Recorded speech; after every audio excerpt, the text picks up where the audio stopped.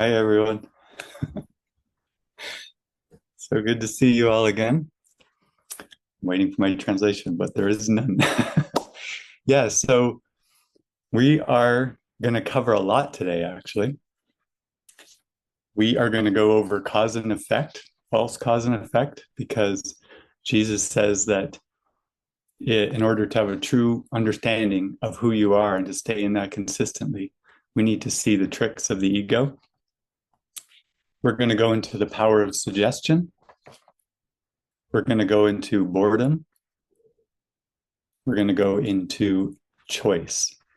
And we're going to do it a little differently because Kirsten and I really wanted to join on false cause and effect ideas. So I'll bring her on pretty soon here.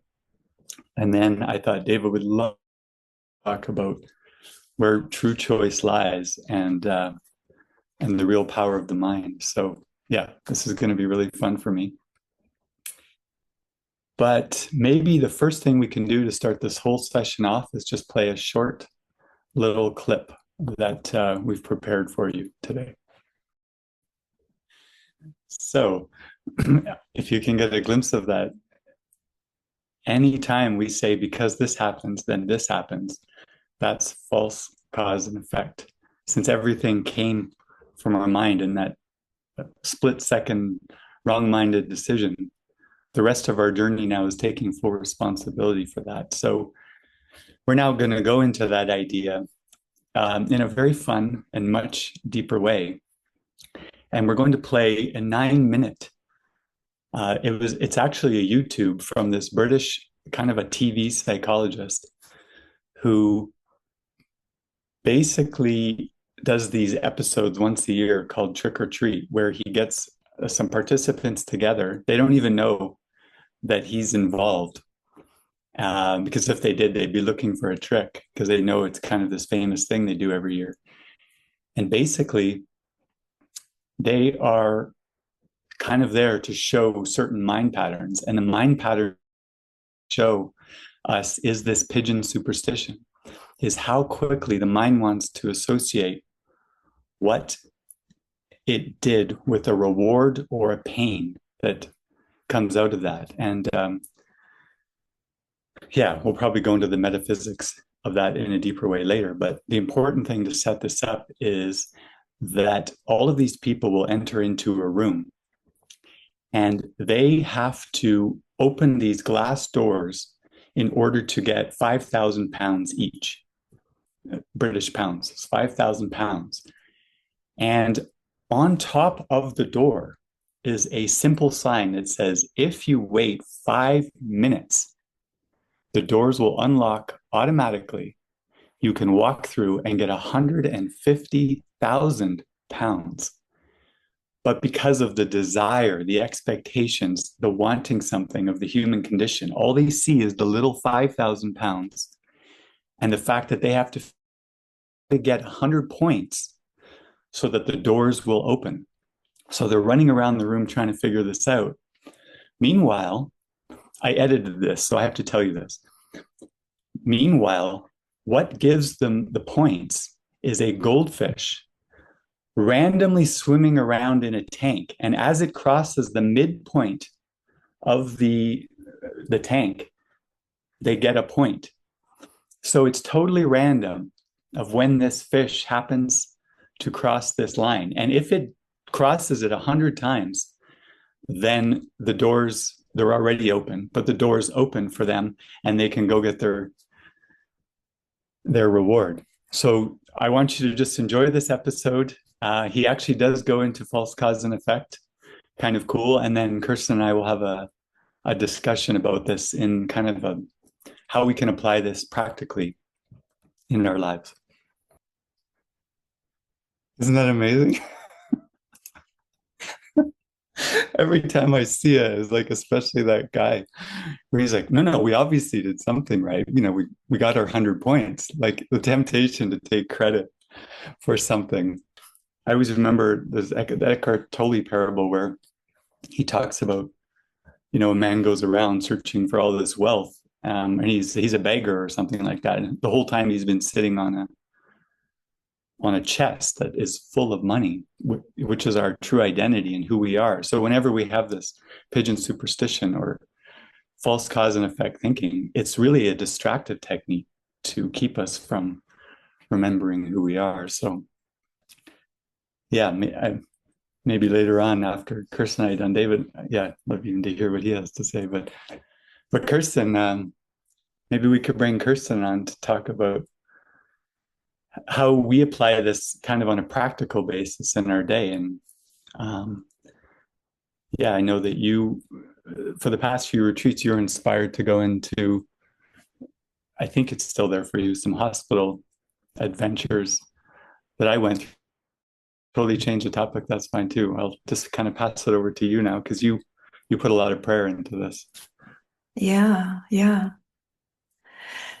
But yeah, that clip is really profound because it just shows like that it's just the human condition of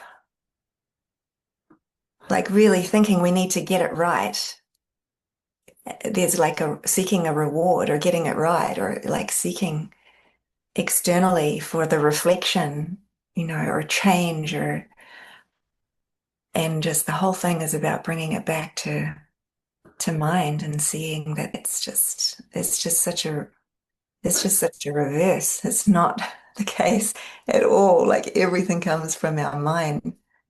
And the mind of the dreamer, like, yeah, maybe David will share more about that afterwards. But I just read through Reversing Effect and Cause this morning, just because you were really focusing on cause and effect. And it's like everything's coming from the dreamer of the dream, but the dreamer of the dream is not aware, is not awake, you know. So, like, even seeing in that experiment, the guy who had the chest and knew about the goldfish, it's like the characters in the dream are trying to get it right and figure it out. And it's just all within this realm of sleep. Like, there's no answer there, there's no solution there. And you could see there's no prayer. They're not really tuning into what is the guidance? What is your will for me? What would you have me do? It's all in response, like the themes we were going into last night. It's all in response to an external world, like trying to please the world, trying to get something from the world. And it's like the whole thing is a backwards direction for our mind. It's got to come back. It's like we have to constantly bring our mind back to I'm the dreamer of the world of dreams. And is this a dream I want to be participating in, or do I want a different dream? Like that's where the answer really lies. Like that's the decision point always. Like, is this a dream I want to continue like acting in, or is there another dream and that's tuning into the spirit? Because there's another awareness of dreaming that involves joy and happiness and light and connection with spirit. Mm. So, yeah, it's profound. But yeah, I was really inspired to bring up for those of you who aren't aware of this experience that Jason went through in the last 14 months. It started ago, but he went through cancer with stage 3 cancer. And it was such a deep healing journey of the mind, of using all of it to go really deeply into the healing of the mind. And so it feels like it's perfect for this weekend. Like, give me the strength to be fully authentic, and all that I think, say, and do comes from this direction. It's if you're in a fearful identification with a body that's sick, how can you be authentic? You're looking for help from the external world to fix the body and heal the body. And then the second theme helped me take back my projections and take full responsibility for my state of mind. Like that's what this whole direction is, of getting clear on cause and effect. and getting clear on projection and pulling projection back to our mind where it can be released, it can be given over to the spirit. And that's what I saw you doing, like constantly through this journey, Jason. It was about seeing the projection onto the body in all different ways, like the projection of pain, the projection of sickness, the projection of nausea as you went through it. And it was about finding a way to go beyond that, to constantly pull projection back. You know? So that's what I want to go into. I don't know why this raising hand keeps coming up I for think me. when you go like this, it's Oh, up. I see. Okay, now I get it. False cause effect. That seems to be real in this world. So as we often go into this, yeah, like in truth, in the mind of the dreamer, if the decision was already made way back, even for cancer to play out in the script in this lifetime, you know, for you. But also, before this diagnosis came in, you had a deep prayer to the spirit. So do you remember what that is? Like to share that now? Like what was that deep prayer that you put out? Somehow to go deeper, to go beyond the self-concept, to deepen in your relationship with Jesus. Like, Well, I mean, I'd really poured my heart for a few years into trusting my brothers, and something in my mind just so deeply relaxed with that. Like even it was actually David, like just trusting him, even just like make exceptions in my mind about that, like just almost just being willing to be wrong about anything and link up and show me and show me and show me. And I'd already had years, decades of miracles with David, but somehow this full commitment just made my mind more relaxed than I'd been my whole life. And that was an answer to a prayer. But we were up in Utah doing a function together, a project, and I was about to fly back to Mexico actually. And this might not seem like too big of a prayer, but I remember the night before the diagnosis, I almost had an invite. The invite was, do you want a fast track? And I was like, because I was praying in we did this Mallorca retreat many years ago where David basically said, do you want to bring it on? If you can verbalize those words, then the spirit can really work with you because he works with your voluntary will. I have done that a few times in the journey, and sometimes I do it, and it was too it was too much afterwards, and I was like, I don't ever want to say that again. But I had to kind of get back into that willingness. No, am I willing to say it? Because it's just saying, okay, I trust you, Jesus, in terms of the pacing. But this particular invite came in as, do you want a fast track? And I remember thinking, wow. And I hesitated a bit and I thought, yeah, I do. And I just made sure I felt a full yes again. And I said yes. And then the next day, I just went in I kept getting these notices, you need a colonoscopy. And I pushed them away for years. Didn't need it. And some symptoms were going on where finally I was offered this free colonoscopy. And I went in the next day and I'd got an appointment in 2 days. And anyone who knows for a major thing like that in 2 days is pretty unheard of. So it was given the day before I was flying back to Mexico. And then the end of the colonoscopy, the diagnosis was, yeah, you have colon cancer. And then I knew right away that was the answer to the prayer somehow. But yeah, that's what comes to my mind when you asked. mm-hmm. I make a prayer, but I would never have thought that was an answer to a prayer, because the diagnosis was not the actual answer. It Yeah. was it was all the love and support and focus that my mind went through, and a dedication to One Course in Miracles lesson, which I just mostly repeated over and over, that only salvation can be said to cure. I wanted to know experientially that only salvation could be said to cure, and that nothing in the world. It was really a journey of show me that while I go through your guided steps. Mm-hmm. Yeah. Yeah, because obviously with cause and effect, to say, like, for you to have a prayer and then to get a diagnosis as if God answers your prayer to go deeper by giving you cancer, like that is a false association. That's not um, true.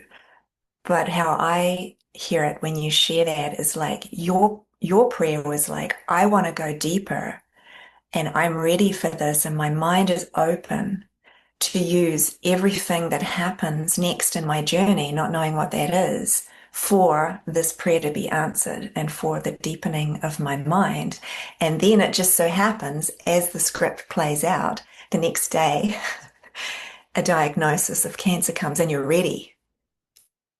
Like the spirit has readied your mind to know that this is for healing, that it's not something that's happening to you against your will. Like that would just be an interpretation if your mind was not like with the spirit saying, I'm in full acceptance of the script. And It, it yeah. was actually, honestly, even a little deeper than that, because when it came, I had the diagnosis.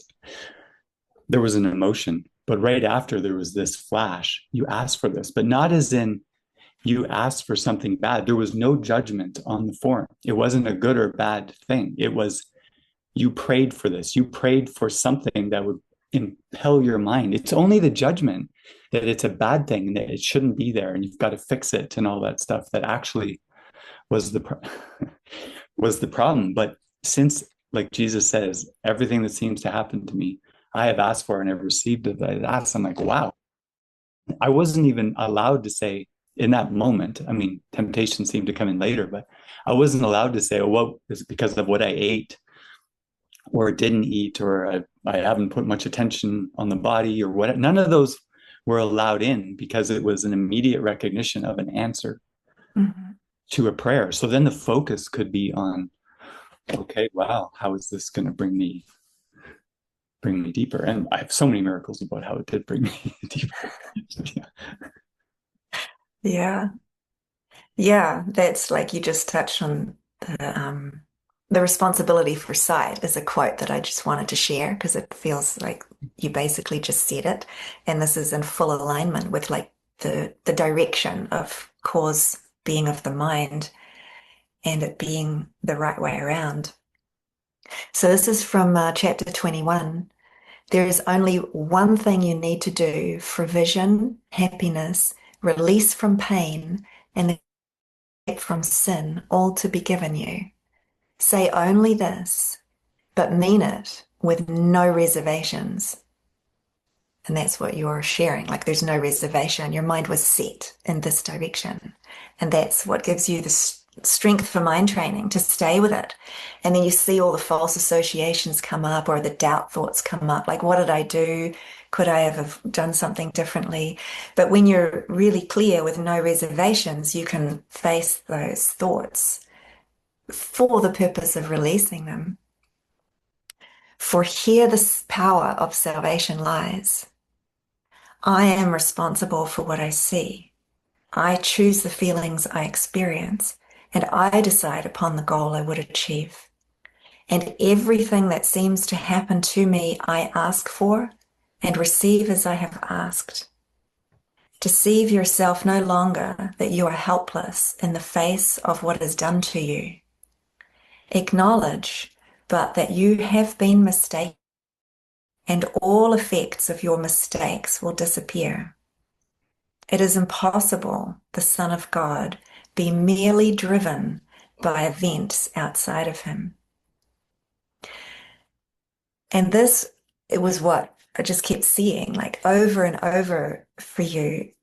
And maybe we could connect about like the medical team, unless there's something else that just sparks your mind. Is I don't that know. okay?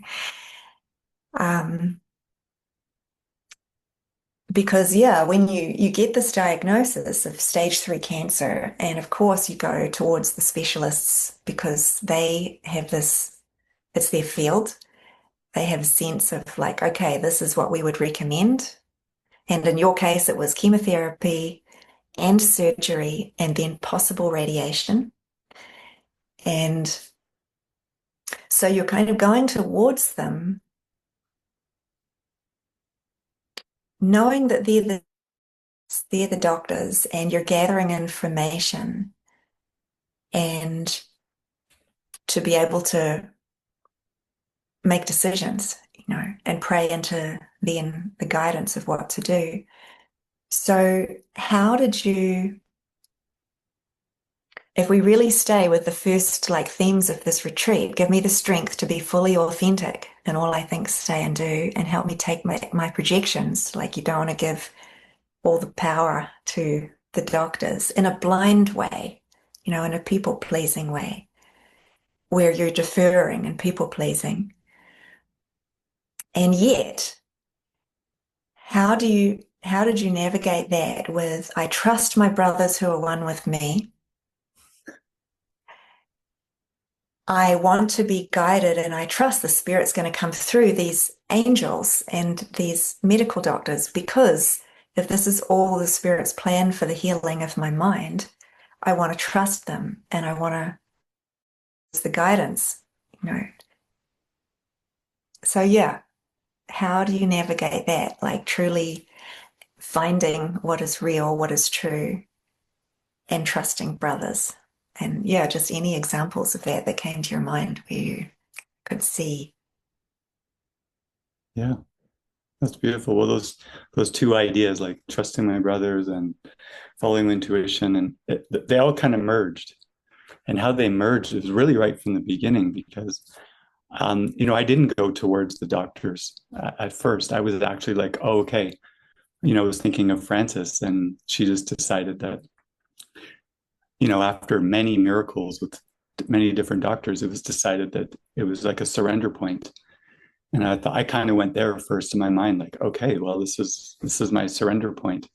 Because I'd said to the doctor when he gave the diagnosis, can you die from this? And he said, yeah. And I was like, okay. So I kind of took that to heart a bit. Immediately started applying it to no future thinking. Well, then I got I got a credit card offer that day, which gave me more miles, things like that. And I was like, don't even go there in my mind. Friends that I thought I didn't know I even had thoughts about that I would visit someday. I just kind of let them go in my mind. And it was just really letting go of future and coming back to what is it I want in this moment. I want authentic communication with Emily, my wife, and David and everybody around me, which was already pretty good, but it was just a deeper, authentic communication. But I had a block around Western medicine to an extent that I really didn't feel they could help me with these kinds of things. And I had a very strong idea that I would never do chemotherapy. That if that ever came up as a suggestion, I knew that was the end. So I wasn't going to go there. And that was what the doctor ended up suggesting. Immediately went into letting go of no future. And this is a present moment thing. But in joining with David, actually, David is really like a perfect channel with day-to-day practical applications of things. He just says things that for myself, I've just learned to like be very, very attentive and try to listen as best I can, because if awakening is your goal, it's this super fast track to moving through grievances, to moving through seeming difficulties in life. And we went to the doctor together. Actually, David came with Emily and I and listened to his whole presentation. And super sweet doctor. I just can't even describe how sweet he was. So sweet, so open-minded, and And we got out and I said, well, looks like surrender's my choice, right? And David just came out of him. He's like, well, this, it's chemotherapy, nothing, there's chemotherapy. I would just go with what the doctors say about chemotherapy, something like that. I don't remember the exact words. And I was a little bit like, wow, okay, good to know. And it just felt so good to embrace that idea. So then from that, it was like, okay, once I surrendered to that, I'm surrendering to the system, right? So whatever they say. So I really I'm in whatever they say. And it took them a few weeks to meet with me. And I met with the surgeon, I met with the chemotherapy, and I basically surrendered to their protocols. And there came a moment when the oncologist, who's the one who does the chemotherapy and all that stuff, he was making some kind of a decision around whether my body could handle another shot of the drugs, and they're very intense, very expensive drugs, and it's for like they go based on all the other patients before them, what they think works, which is past learning. But I've surrendered myself. But I was really paying attention intuitively at that point, what felt right, and something was too intense because I had been giving everything over to only salvation could be said to cure. And I had had many mystical experiences and some deep in prayer at night where I could feel I was beyond time and space and I was really joining with Jesus and there was no awareness of the body. That was the gift of what seemed to be intense nausea and all this stuff, is it forces me to let go of identification with the body. Jesus ultimately works through attraction. But when the mind is asleep, he uses contrast experiences can be used. And I'd had a lot of support from the local LDS community as well. They just came in and really loved me a lot and brought dinners and did prayer blessings with me. They had to do prayer joinings. And every time I would do a prayer joining with them, I could just feel that night I would get lifted up. So prayer was truly the answer to all of this. But there came that moment when he said, I thought they were going to say, yeah, we're going to give you another round. And I felt it was not going to be a good idea. I wanted a week off. So how do you tell the oncologists that you want a week off? They're doctors or whatever. But I went in and through a lot of prayer and said, well, I'll let them do their blood sample. But if they come back and say, no, we want you to do another round, I'm going to tell them I don't feel that's a good idea. I'd like to wait a week. So I went in with my full clarity, just based on the fact that something was a little too off. Like I wasn't in integrity with the flow. I wasn't in full alignment with what they were saying. And so Emily was beside me. I think she was a little maybe nervous because you don't just say that. So I was about to say it and they said, well, let's go get a blood test because we all want to be on the stage. So they come back and there's this marker. I guess they call it a tumor marker. And it was just a little high, or my blood cells were too low. And they said, yeah, I think I did say it. I said, well, I got to let you know it's a little intense. If there's any chance about this being another week. So they did it and they come back and they said, yeah, we're going to do that. Let's wait another week. And I left that room so happy. Mm-hmm. But it wasn't just because I was delaying chemo for another week. It was because Jesus was with me. Jesus was guiding me. And I wasn't giving my control that is meant to be with the Holy Spirit and Jesus and mighty companions and prayer. I wasn't giving that over to the external world. But the external world was a reflection of my decision. We were all in alignment. I'm not a victim. I wasn't just sit back, they tell me what to do, and then I suffer. Mm-hmm. Oh, and it's their fault. No, and he said, you know what he said to me at the end of it when he saw how happy I was. He said, yeah, you're the master and commander of this whole ship, so I was just so excited. Like that's that Dead Poets Society. There's a scene in there where I think there's a famous poem that you're the master and commander of your life and your soul. And if that's given over to the ego, where you're in a personal sense of autonomy and you think you need to make things happen, oh, that's a nightmare to have that line guiding your life. You could call that being a boss, or like the girl boss or something like that. But this was very different. This was more like those lines that you read in the beginning, that I'm responsible for everything that I see. And then everybody just witnesses to that. So it was a real balance, is a funny word, but I want to say a balance of know that this is all for awakening, staying with that so truly, so I could speak up when was needed. And then the guidance and the witnesses could match it. Or if I didn't know anything, they would say something. I'd be like, oh, thank you for telling me. But either way, it was a merge. So it was this external, internal merge that happened Mm. through the whole thing. Mm. Mm. Yeah, yeah. Integrity.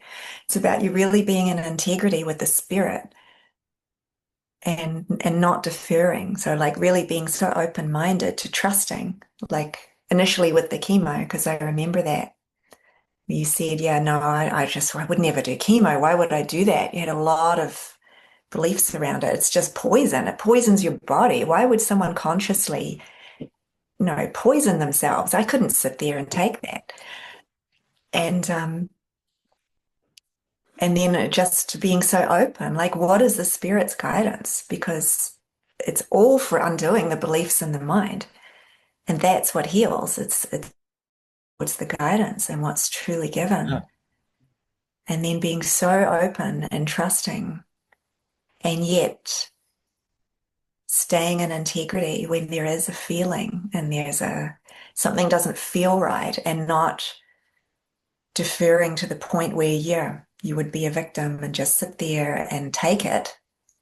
And it would make you, I mean, how could it not make you sick Yeah. if you're in conflict, if your mind is in conflict, it's saying it's doing something it doesn't want to do. Like that is the definition of Cool. conflict and confusion. I got a number of a lady who got the same diagnosis as me at the same time.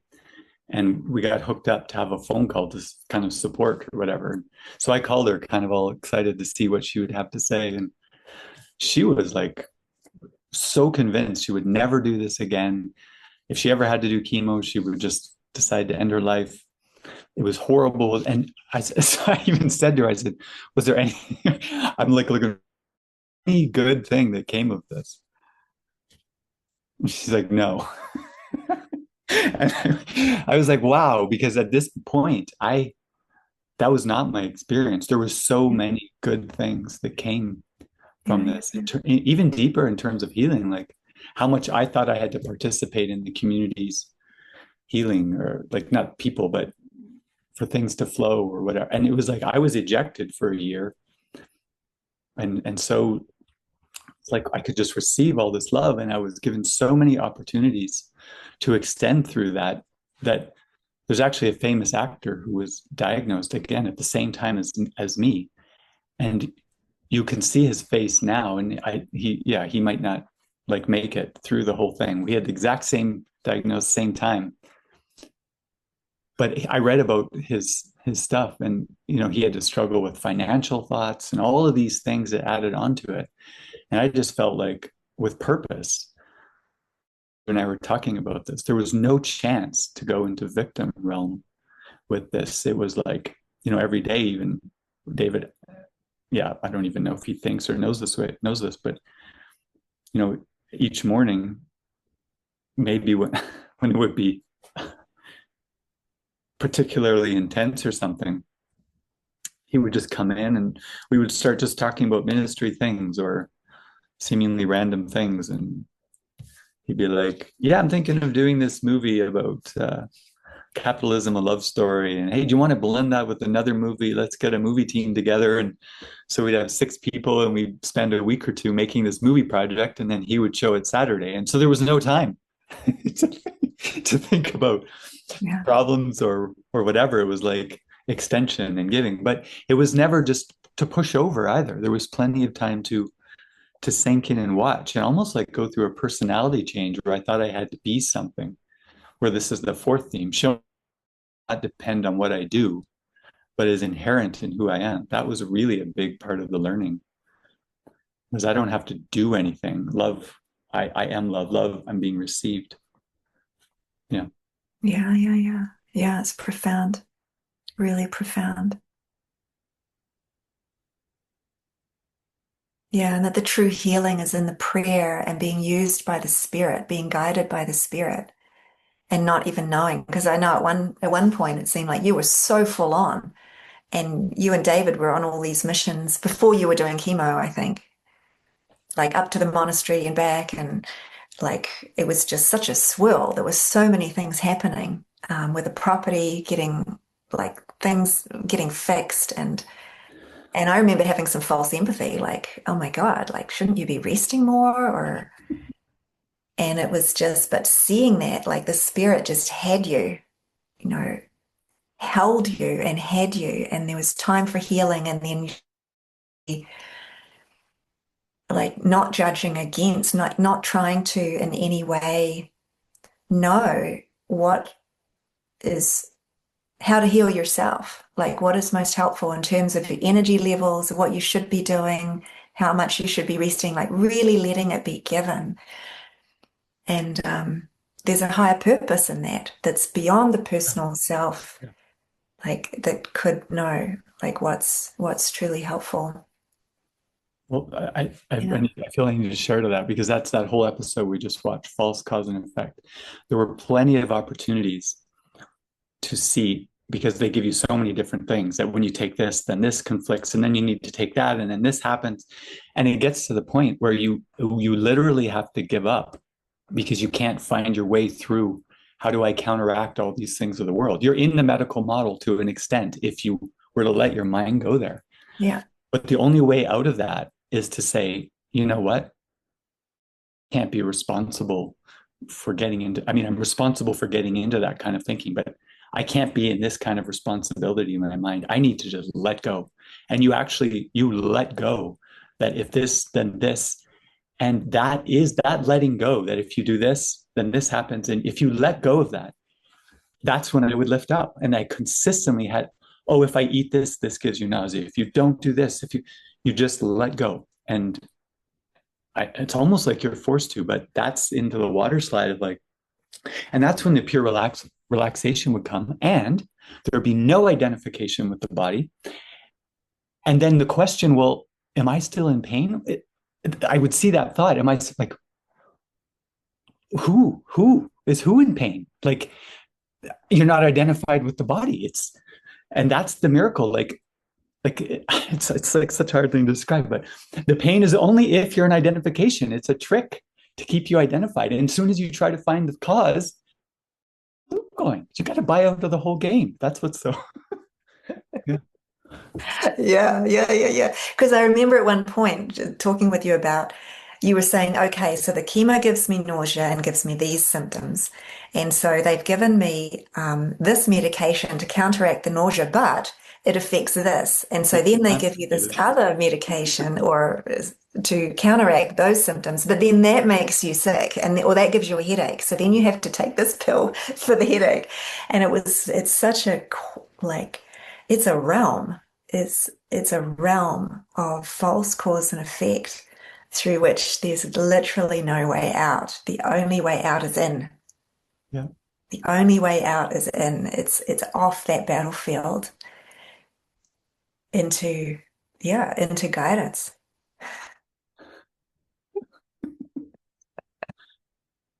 Yeah, good stuff. Yeah, it's great for that topic. Very Yeah, practical. yeah, yeah, yeah, yeah, yeah.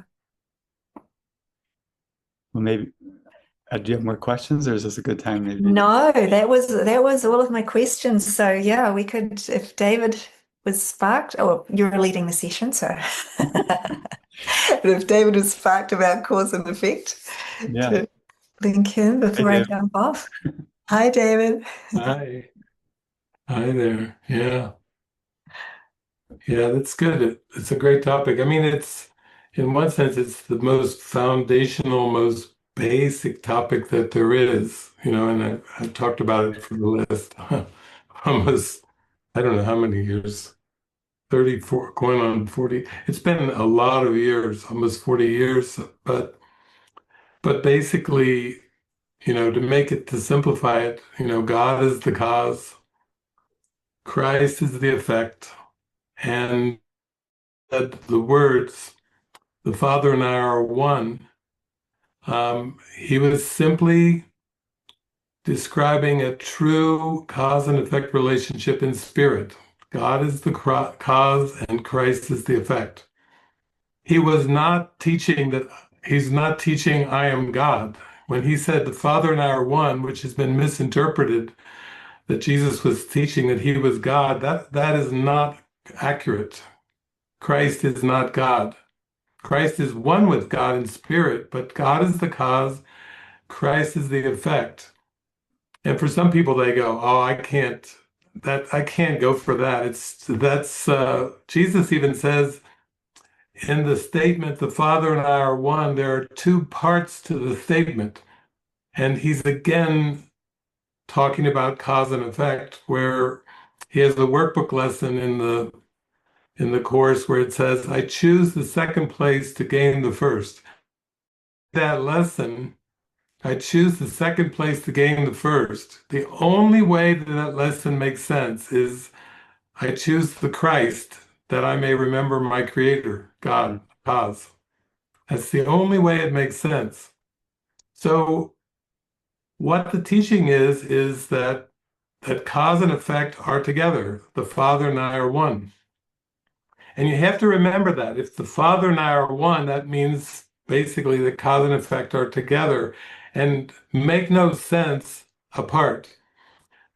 But this entire cosmos of time and space is the belief that the cause can leave, that the effect can leave the cause, that Christ could somehow leave heaven, leave God, leave the mind of God, and find itself asleep and dreaming a world of form that God didn't create, and in a crazy, wacky world of fragments and pieces and specifics and bodies and so on and so forth. So basically, what Jesus is teaching is that cause and effect are central to healing, because healing is not a process. Process implies time, but healing is a recognition of cause and effect being one. And that's also, from a worldly perspective, that's what heals the sick and raises the dead. It has nothing to do with a word spoken or a hand gesture or touching a garment or anything like this. There's nothing to do with form. It's purely at the level of cause and effect. Cause and effect are together. I am still as God created me. I am the Christ and I am one with God. That's a fact. Jesus is saying, like I showed that movie last weekend, and I was singing that song, Lady Willpower, it's now or never, but uh, and in that song is, do you want to know the facts of life? Well, that is the fact. Cause and effect are together.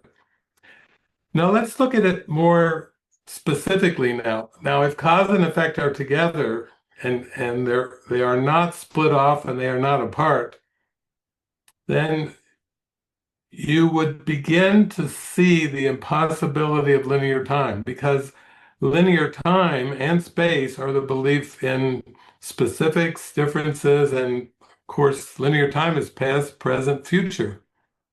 And Jesus is very clear in the Course that God didn't create linear time, and that the ego tries to force continuity on these three things, past, present, and future. When Jesus says the ego tries to force continuity, it's made up a construction and now it's trying to force continuity, because continuity is, I think, love. Whenever anybody goes into a relationship, they want continuity. Whenever they talk about a happy life, they want continuity. They don't want brokenness, they want continuity.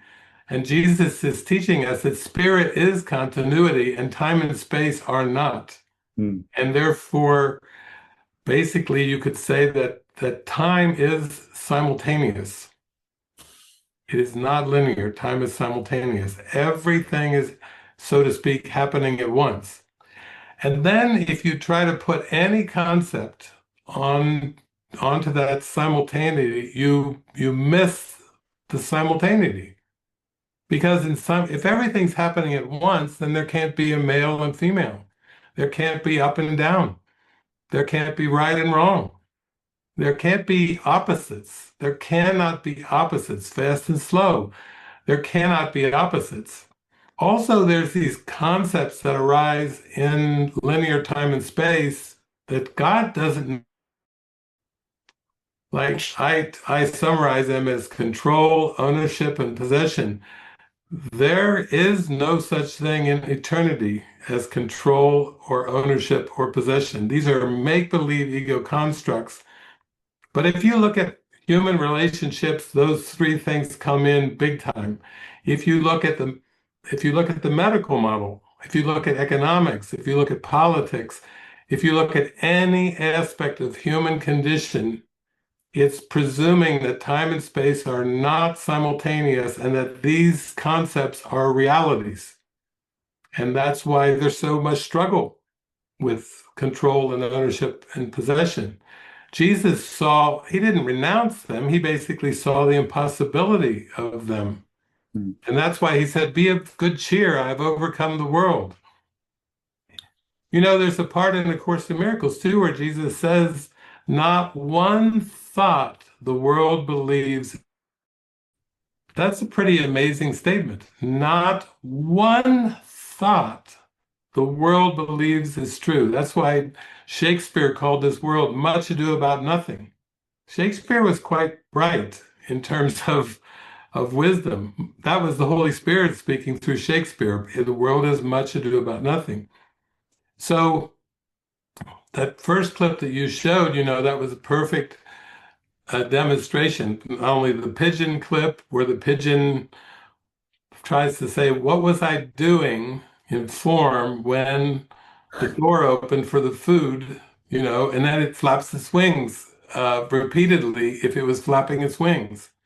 But it's trying to take the seeming form, whatever coincidentally it was doing when the food door opened, but it just shows how dependent the pigeon is on the food.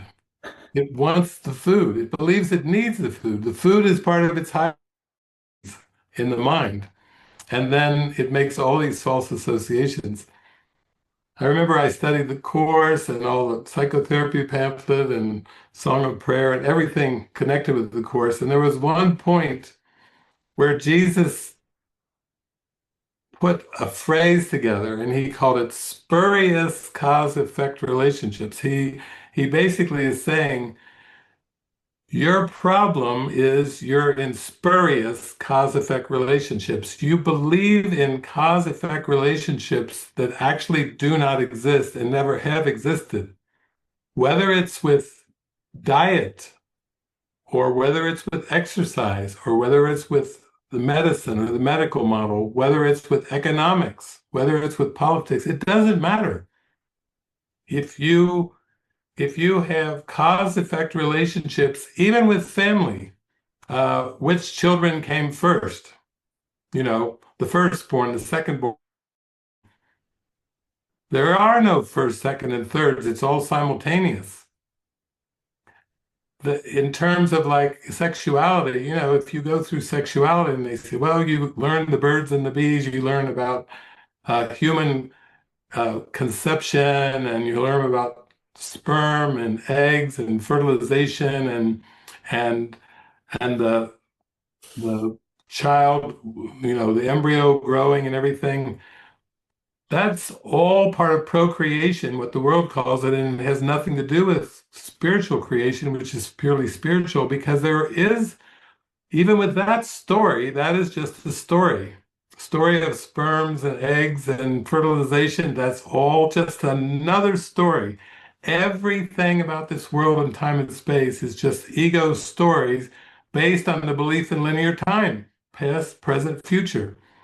So the healing is always coming about realizing the cause and effect And that means, even in terms of this world, if cause and effect are together, that means that whatever you are perceiving, it's exactly what your mind is believing. We first believe it and then we perceive it. Kirsten was just, quoting the beautiful section, responsibility for sight. I am responsible for what I see. I choose the feelings I experience, and I decide upon the goal I would achieve. And everything that seems to happen to me, I ask for and receive as I have asked. He's teaching us there's no accidents. He teaches us in the workbook, it is impossible for anything to come to me unbidden by myself. Even in this world, it is I that rule my destiny. What happens is what I desire, and what does not occur is what I do not want to happen. How clear can he be? He's teaching, Ramana Maharshi was teaching that if something's meant to happen, there's nothing that can prevent it from happening. If something's not meant to happen, there's nothing to make it happen. He teaches the same thing in Lesson 152, The Power of Decision is My Own. He says, look at your world. Nothing's out of place. Everything you perceive in all of history and all of time and space and all of the cosmos is there by your own election, by your own decision. Nothing is out of place. There's no such thing as luck. There's no such thing as good fortune and bad fortune. There's no such thing as chance. There has never been an accident. Never has there been an accident because the mind is so powerful, but it's doing it to itself. It's doing it to itself. So when we perceive the form, like with the example of the diagnosis of cancer, first of all, Jesus is saying all illness is mental illness. So Jesus is teaching us by that there is no such thing as cancer cells in a body. When he says all illness is mental illness, he means all illness is mental illness. He is saying there is no illness apart from the mind. There is nothing wrong. There's no distortion apart from the mind. There is no world apart from the mind, which the quantum physicists are teaching now too, that consciousness is where the world exists. There is no external world. And Kirsten was talking about dreamer of the dream. What Jesus is teaching is, you are the dreamer of the dream. No other cause does it have, nor ever will. But also he's teaching us that cause and effect are together. So it's not like there's a dreamer and a dream that's apart from the dreamer. It's all happening simultaneously. And Jesus is not the first one to teach this. The Seth material talks about the simultaneity of time. There's a lot of quantum physicists now that are pondering, is time simultaneous? And so this is not a new idea. This is just talking about the way things really are. Everything is simultaneous. There's no such thing as a past and a future. The past is but imagine, the future is just a projection. It's just a projection of the past. So if we start to go into this more, just like the pigeon clip and then the clip that they did with all the people trying to get the 50 pounds and ignoring the sign at the top, which was a way to get a much bigger amount of money. As Jesus is saying, when you're asleep and dreaming, your mind is caught up in spurious cause effect, and it's to the extent that you can transfer the training with the miracle, that you can see that this is without exception. There are no cause effect relationships in this world. Whether you talk about food and what you put in the body, there's no cause and effect relationships between food and eating and what happens to the body. Those are all projections of mind, of beliefs. There's no cause effect relationships in the medical models. So Jason was describing, all these adverse you might have this reaction, all this side effects and all these things.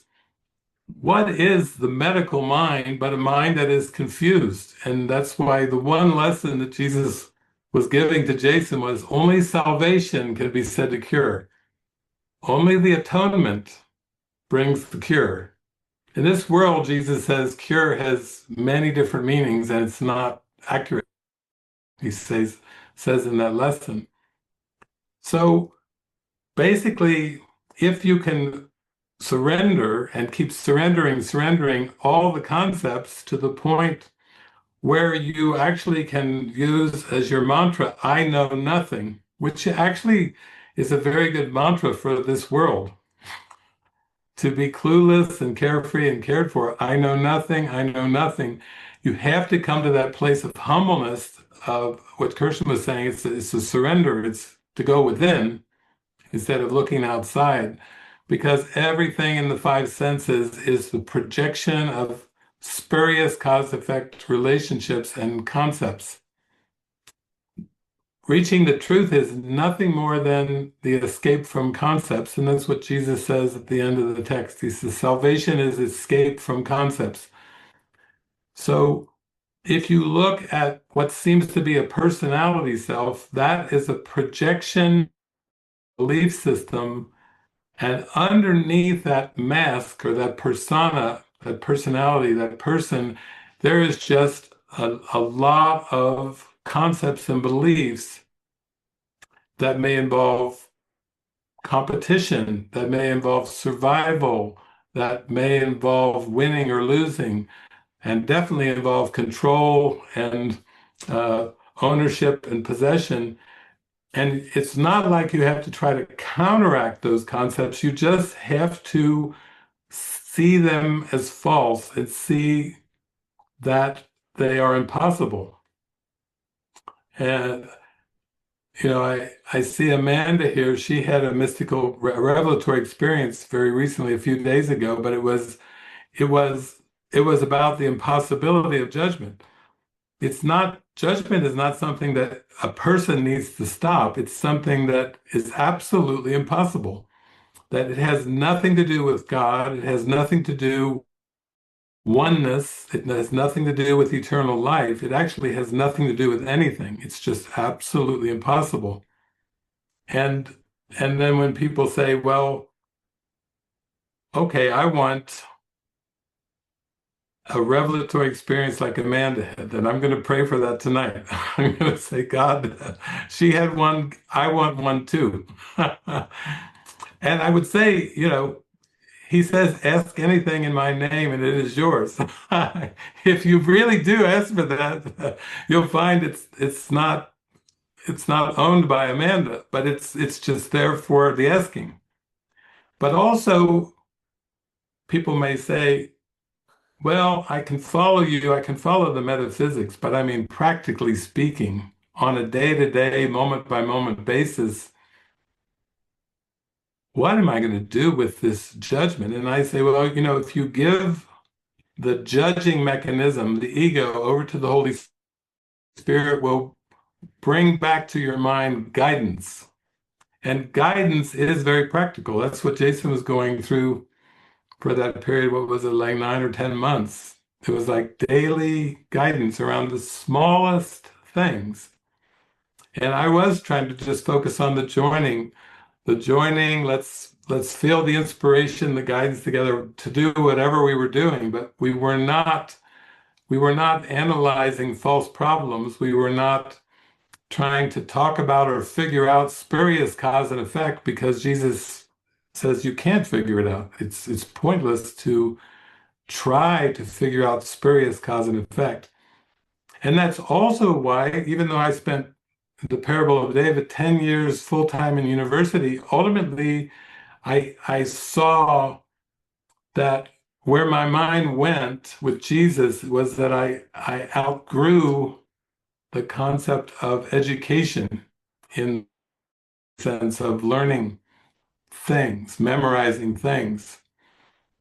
And thank heavens, I don't have to go back to that. I mean, I've never had to take a driver's license test. I don't know, or I don't know. I just seem to be going along where all the tests have been gone, are gone from my life. I'm not thinking of tests anymore, and there are none anymore. And God's certainly not testing anybody. So you start to realize that you're really just opening up to the holy instant. You're opening up to time being simultaneous. And I do feel like that's what our clips today are about, including the belief that we're making specific decisions. We had an experience at the monastery a few weeks ago where our was it a Duda solar heater seemed to leaking, and then one time flames erupted, it was in flames, and then for the team that was working with it, they had to finally come to a point of the script is written, and this Duda doing all these different things, including flaming and everything, was all part of a prearranged script. And the only choice we had was to let go of judging and interpreting ourselves. That was the whole point of the whole maybe 6 or 7 day saga, was just to stop judging. Like everything that was judged, we got to do this, we need to try this, we need to do this. Jesus is in the background laughing, going, just stop. I told you in the Beatitudes, judge not. That's the whole point of everything. Recognize the beingness, the joy of being here in the moment, of our oneness, of our togetherness, and don't think that you can figure or linearly piece together coulda, woulda, shouldas, coulda, woulda, shouldas. That's just more spurious cause and effect thinking. In the end, purpose is the only choice. We basically have a choice in our mind whether we're going to line up with the Holy Spirit, that's called right-mindedness, or we're going to try to think against God, which is wrong-mindedness, which is ego thinking. And it's either one or the other.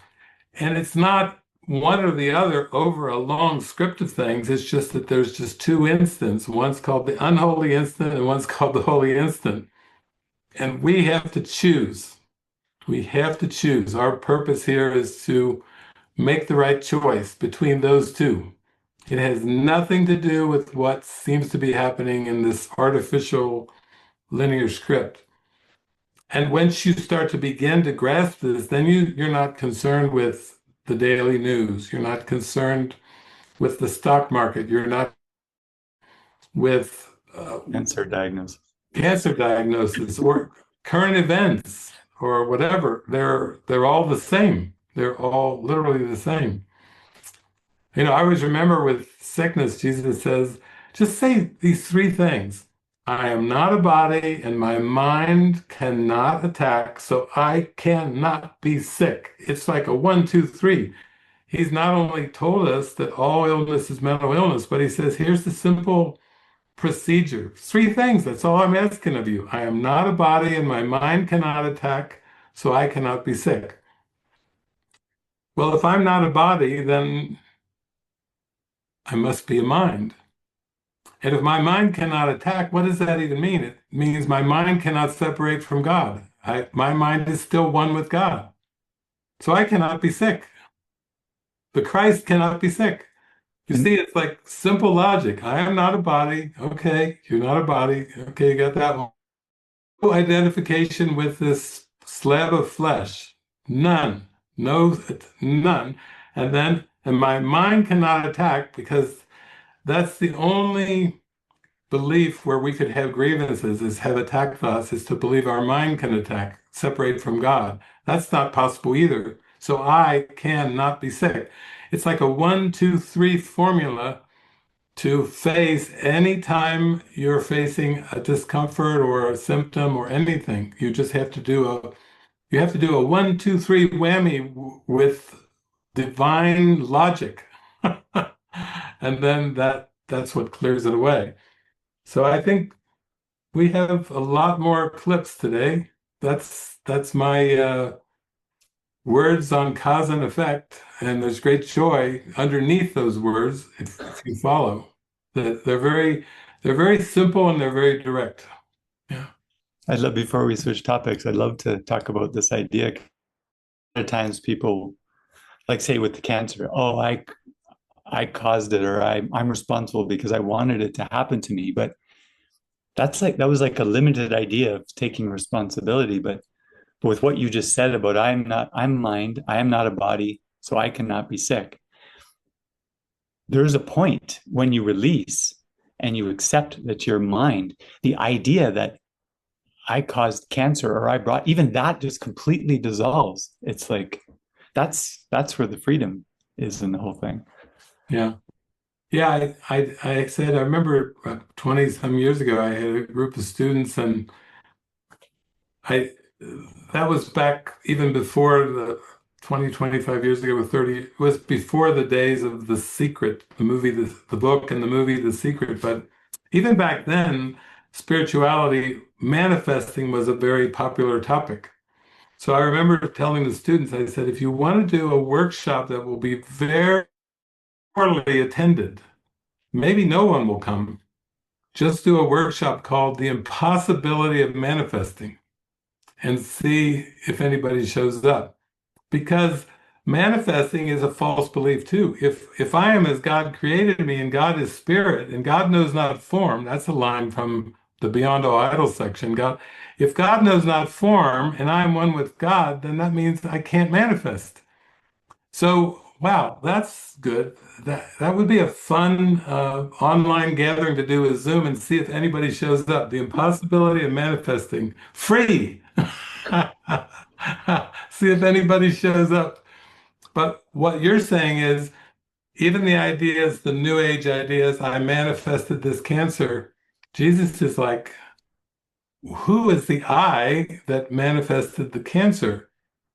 I remember back around 19, I think it was 19, I had in the Parable of David, I had my first Course in Miracles girlfriend back in 1995. Oh my God. That's how many years? That's 30, that's 30 years ago in the parable. But I remember she would like go and attend a church, like a metaphysical church. And she said, I'm going to go take a manifesting class. I said, great. So she went to the manifesting class, and there was about 30 people there. And they went around the room. Every single person got to speak up what they wanted to manifest. So they go around the room. Some wanted to manifest a new husband or a new house or $1 million or perfect health of the body or something like this. But every time they would get around, they went around 20 some people, they came to her. They said, what would you like to manifest? We'll all close our eyes. We'll all join you in the prayer, manifesting whatever it is you want to manifest, because it was a manifesting class. And when it came to her, they said, what would you like to manifest? She went, everything. And the people went, the teacher went, no, that's not how it works. That's not how it works in this group. So let's all concentrate again. We'll give you a second try. What is it that you want to manifest? And she was like, everything. Every single time that they would ask her what she wanted to manifest, she would just say everything with great joy. And then finally they said, let's go on to the next person. She doesn't understand the class. But she told me about it, and I thought, well, if who you are is everything, then to ask for anything less than everything, which is really spirit, would be to ask amiss. It would be to try to manifest something that doesn't exist. So, I mean, if you go angles, you have to go past the New Age ideas that you create your own reality, because creation is spirit. And God is the creator of reality. And the Course is not teaching that we create our own reality. The Course is teaching God created reality, spirit, heaven, and you can only accept it. And when you do accept it, you take on your creative power that God gave you in spirit, as a co-creator in spirit, but it has nothing to do with form at all. And so you start to see more and more that form is the irrelevance. It's the distraction that the ego tried to make to distract us from be still and know that I'm God. I am one with God. That's the key. Great. Okay. Well, we're going to play our first clip together now. So I actually don't feel to set this one up for anybody.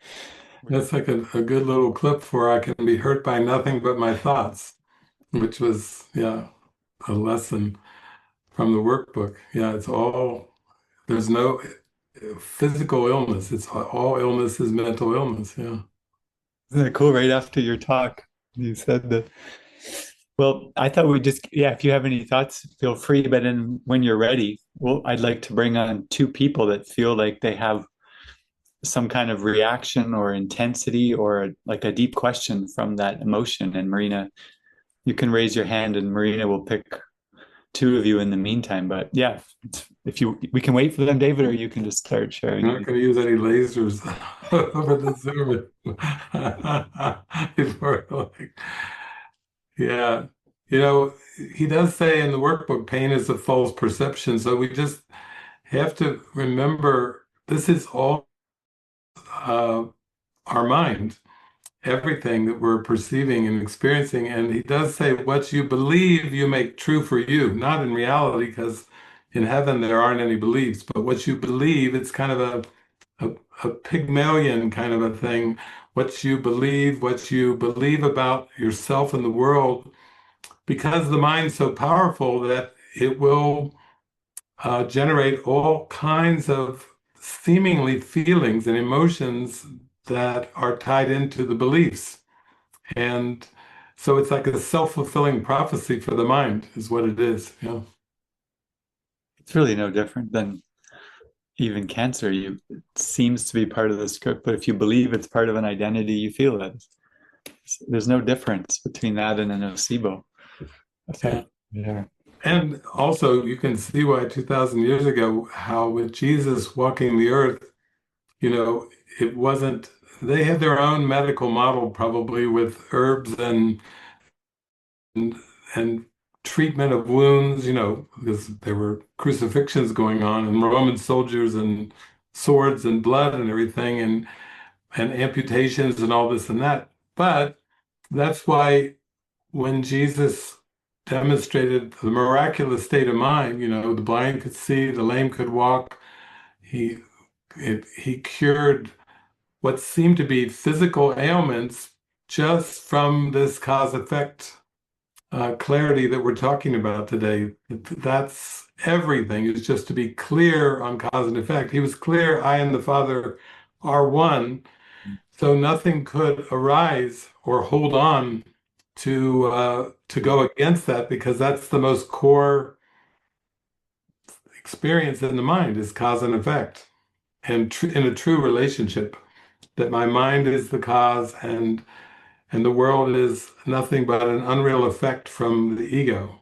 belief system. And if I don't ego, which Jesus transcended that belief, then yeah, it just showed transcendence of the power of the mind over the body. So yeah, does anybody feel like they want to talk about that a little bit in any way, or any questions? You can just put your virtual hand or your hand and we'll just invite you on for a short talk. If not, we can move on to the next clip. But okay, we've got one. There we go. We got our two. Oh, okay. Yeah, I think we got Stresha and Darren, so we can open their mics up. Hi, everyone. Hi, Steve. I enjoy your clips.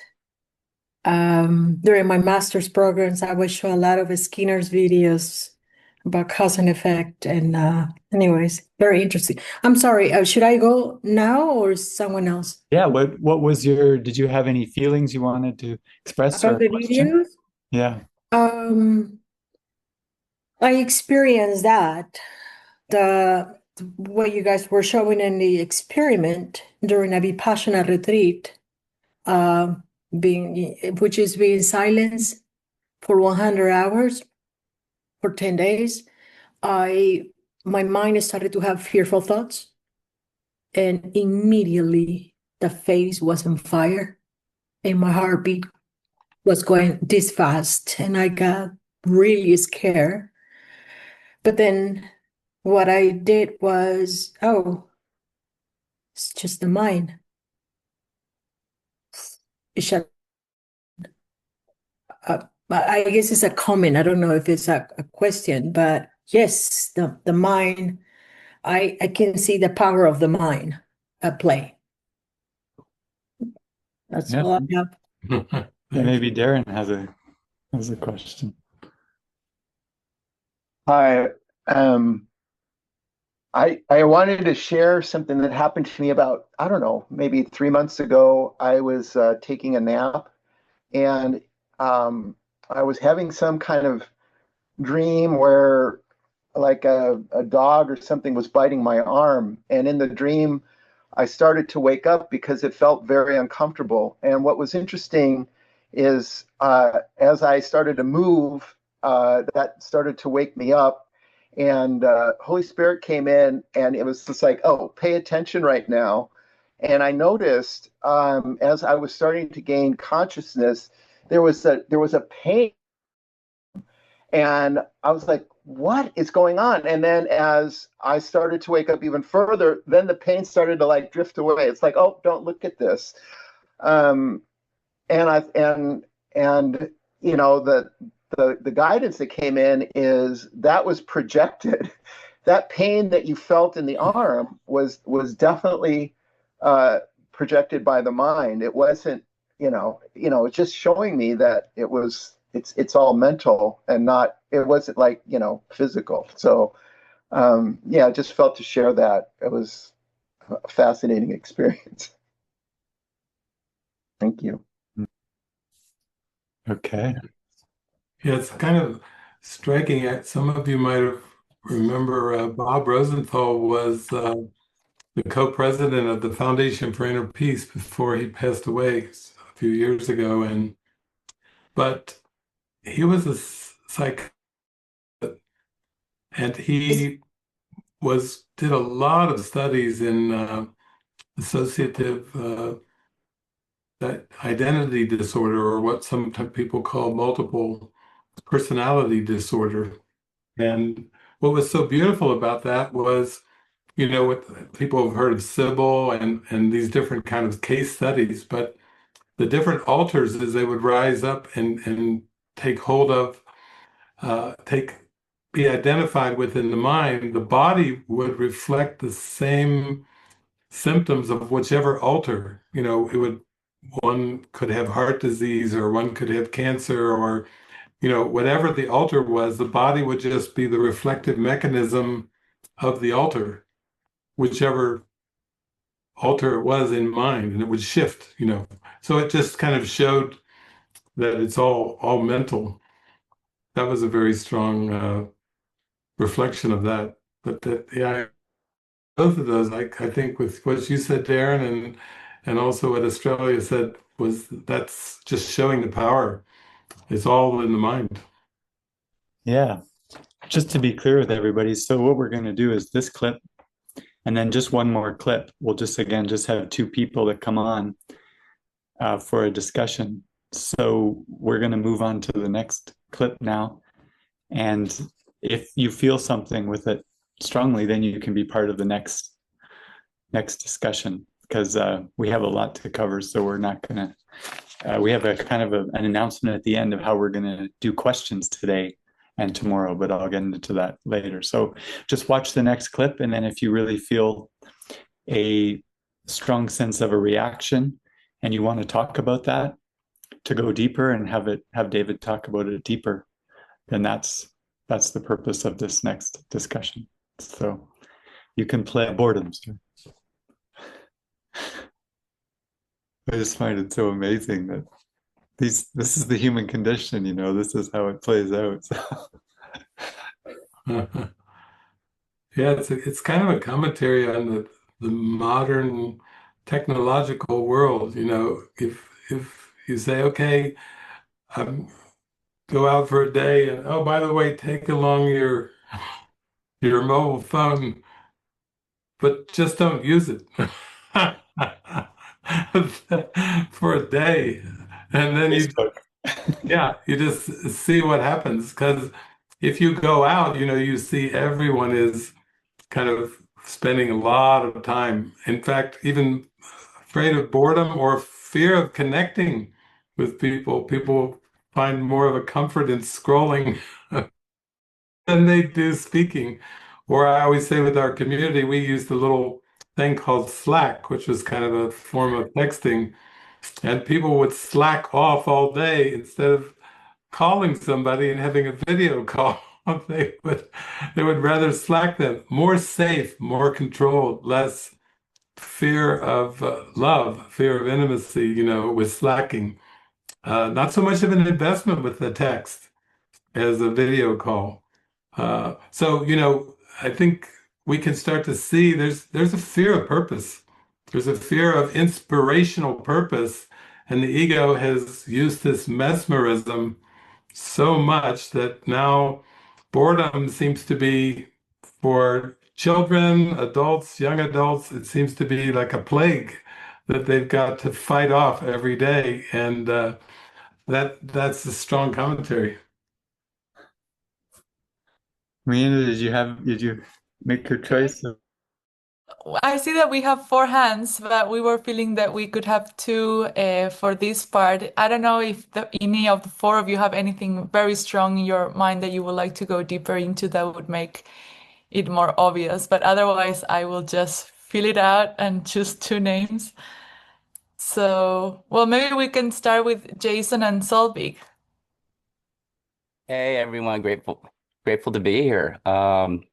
Gosh, David, every time I join with you guys in the community, there's so many synchronicities. I just started sharing about boredom last night. That was my last share at a 12-step meeting online. And I was talking about how boredom is just another form of dis-ease, which is disease. And what I've learned in this course is that, even if, I learned something heard, but it didn't really sink in until David just said it, even though I've heard it or read it, that the cause and effect are one. They're not separate. And what I realized was that even if cause and effect were separate, what we were talking about before about physical pain, it has to start in the mind. Mind is the causal, the body is the effect. So you got the cause and the effect in our thinking of duality. So I think it's very interesting that both ways seem to work, because it always goes back to the mind, because the body is the effect. So I just wanted to say that when it comes to boredom, I see that just as another form of dis-ease. I'm not at ease. I'm not at in the present moment. Hmm. And so that's the key for me, is that, I've been living with chronic pain for 6 years.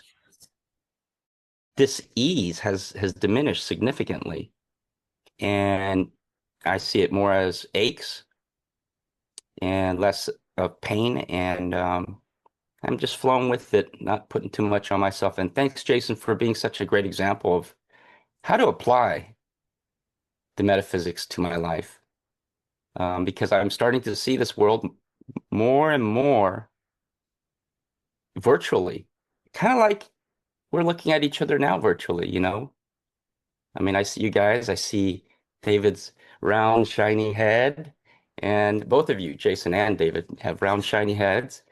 And I see a yard behind David, and I see a room behind you, and you got lights up there. I was like, but it's a flat image.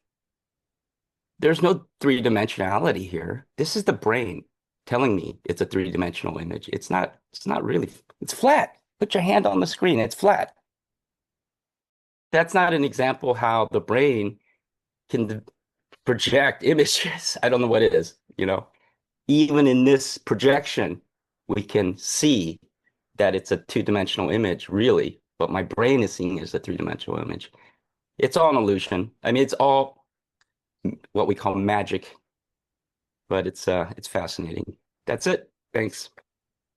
Yeah, I think there's a course workbook lesson. My body is a wholly neutral thing, and the spirit just sees all the images as like a dance of the Holy Spirit sees just a dance of images, like watching leaves blowing in the wind with nothing in particular, any kind of meaning read onto it, just entirely neutral. Mm. But I like the part of the course where Jesus is saying that you have an attraction to pain, but you also have an attraction to pleasure, which is an attraction to gift. And he says sin flips back from pleasure to pain and from pain to pleasure and back again. So that if we start to see everything as mind, we can see how we really do need miracles. We need something transcendent in our mind to give ourselves over to every day. Every day should be devoted to miracles. We are called to be miracle workers.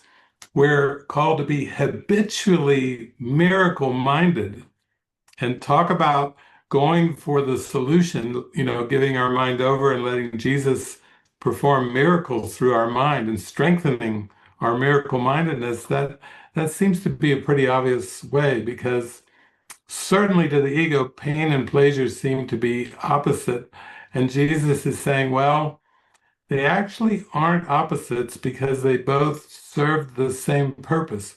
What? How does pain and pleasure serve the same purpose? They both reinforce the body as real. The body is neutral to the Holy Spirit, and the pain and pleasure are the negative and the positive judgments that are in the mind. Then you can see how the ego is going to use the body and the world.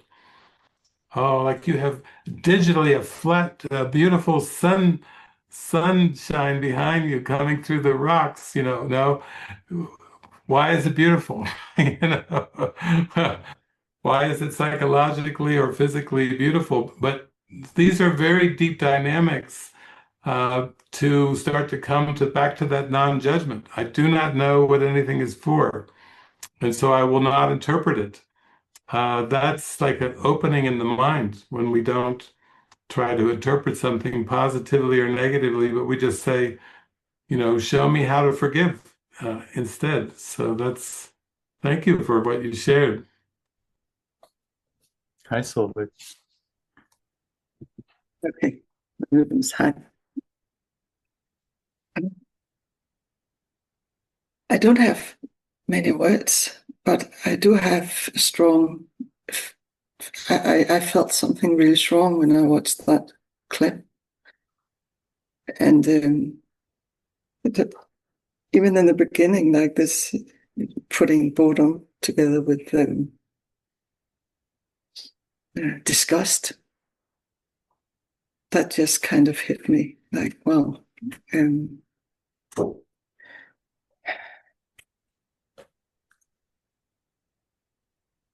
Yeah, there's something about,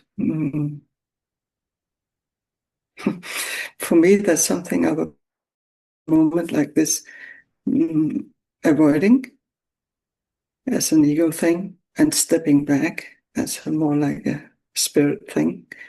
And the discerning between that just feels like, yeah, I do feel I have a kind of, fear or even anxiety about boredom, like this kind of idea that if I step back, it's going to be avoiding something or be bored. Like there's just the thought like there's nothing in the world, like, yeah, even want to avoid pleasure, then this is just like, you just talked about pleasure and pain, it's the same. And my life has been a lot of pain, a lot of not fear, depression and stuff. And it's just it's just stirring up something in me seeing that clip. Yeah. Yeah, So it's definitely something, yeah. yeah. I was talking recently about the course workbook lessons. It's not until lesson number 13 where Jesus introduces the idea for the first time in the workbook, in workbook lesson 13. And the lesson is a meaningless world engenders fear. And he says, you may think it's like a hostile world or a violent world or a chaotic world, it's the meaninglessness. He says meaninglessness arouses intense fear in the sleeping ones. Okay, meaninglessness, you can getting towards boredom, meaninglessness. It's almost like meaningless. What? It's a meaningless world. That's disgusting. What am I doing watching it if it's that meaningless? That's disgusting. And what Jesus goes on, he starts off with the lesson, meaningless world engenders fear. Then you go down to the bottom of it, and he says, this is now where he's going to introduce the first direct cause-effect relationship. Okay, I'm ready. Here we go. First time in the workbook. A meaningless world engenders fear because, there's the because word, I think I'm in competition with God. Oh my. He said, you may actively resist this. You may fight against this. You may be surprised and shocked. It's just his first cause-effect relationship, a meaningless world because I think I'm in competition with God in my mind. And then he's beginning to talk about the authority problem. Oh, I think I can be the author of my own life, my physical, personal life. Say to Jesus, isn't that the fun of it? I'm born, and then you give me a band of time between birth and death to have some fun and make some choices and do what I want and author myself day by day, hour by hour, moment by moment. Isn't that thrilling? Jesus says, no, it's not. It's not thrilling. It just shows you believe you're in competition with God, who created you as the Christ, as perfect spirit. And there's an internal competition that's going on. And that's why a meaningless world engenders fear. So he's really trying to teach us, don't try to assign positive or negative meaning to a world of images that the ego has generated. Just reach that still point of non-judgment and say, okay, I surrender. I can't figure it out. Like Jason was doing with, what was it, the chemotherapy. You had a previous opinion. I will never do chemotherapy. And then Jason invited Emily and I to go along with him. We went in, and the happy, really sweet doctor's like, well, I gotta say, chemotherapy. Jason, it's like, what? That's what you're suggesting. And then when we go out, and I'm like, well, this is the point to kind of surrender really deeply into, I don't have control over this world, but I trust that Christ is with me. And I trust that the Holy Spirit's going to use this for healing in some way, and that I actually prayed for this. I actually prayed for healing, and now here we go. Then you see it's an adventure. But without that, once you have made a judgment on something in form that's good or bad or pleasurable or painful, or even hypothetically, where is this going to lead? Is this going to lead to a dark outcome or a happy outcome in form? And Jesus is like, why don't we come back to the present moment? Let present trust direct the way. That's our mind training.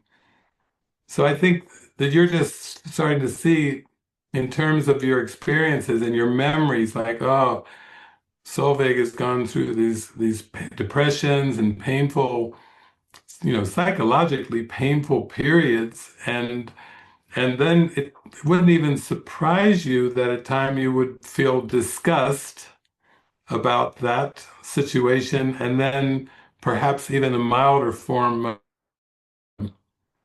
And Jesus is saying, well, that's why I say every day should be devoted to miracles, because miracles are the inspiration that transcends the disgust, that transcends the fear, that transcends the depression, the sadness, the ego's trap, like a deep trap.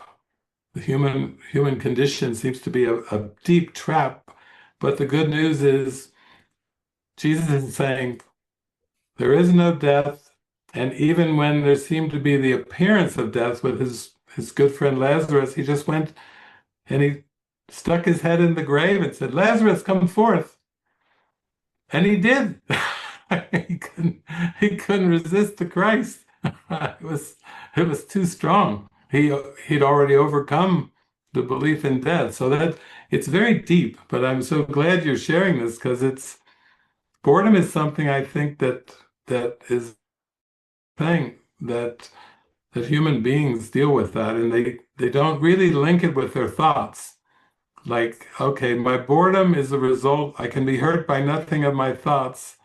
I can be bored with nothing but my thoughts, and I can choose again. I can think a different way. And hallelujah for that. Yeah, thank you. So it's beautiful. That's what I wanted, someone who had a reaction so we could see it kind of in action. But these next two that we're going to play are just going to be probably just lead into deep discussions. So we're now going to play, I've titled it Jellies and Headgear, but it's really the power of choice, freedom of choice. And the theme that this is going to help us go into is how to recognize and let go of false autonomy. Sorry, that's the wrong one. Show me that my worth does not depend on what current in who I am. So very briefly, they're going to get this experiment to choose between a couple of jelly beans or a big sweet, and watch the anxiety level on different ones. So this just kind of shows me the direction of going away from choice in the world is what we all want. We all want to just be given who we are, or given true choice, and to remember that. So we'll have a little discussion. This is about 3 minutes, and then we'll pause it and then continue on with the rest of the clip that I'll describe after. That's it. Wow. A deep one, because Jesus has a beautiful section called The Real Alternative, where he talks about how all the roadways of the world lead to death. That's pretty late in the text. All the roadways of the world lead to death. And men have died upon seeing this. And yet, if they'd just taken one more step further, they could have been lifted to heights of happiness. And the title of the section is The Real Alternative. In other words, choice in form is the trick. If the script is written, and we're just, like he says in lesson 158, we are but looking back, imagining we're making the journey, but we're simply reviewing mentally what has already gone by. That means what we're perceiving through the five senses is like lesson number 7. I see only the past.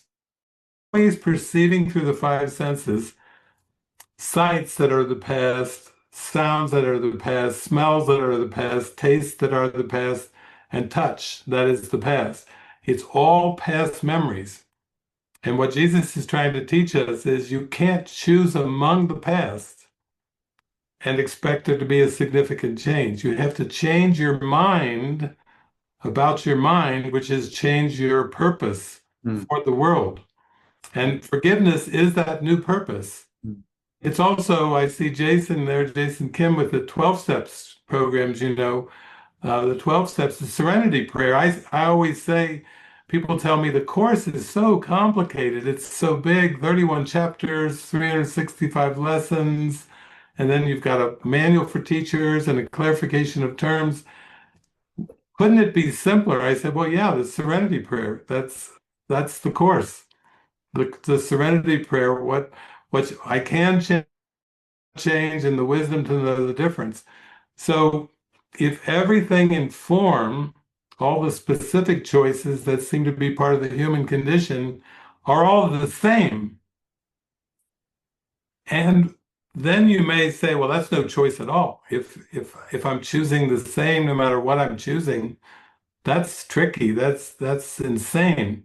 And Jesus is like, yeah, but there is a purpose in your mind called forgiveness. That is an alternative choice. That is not choosing a specific form, is choosing the way you look upon the entire world of form. Hmm.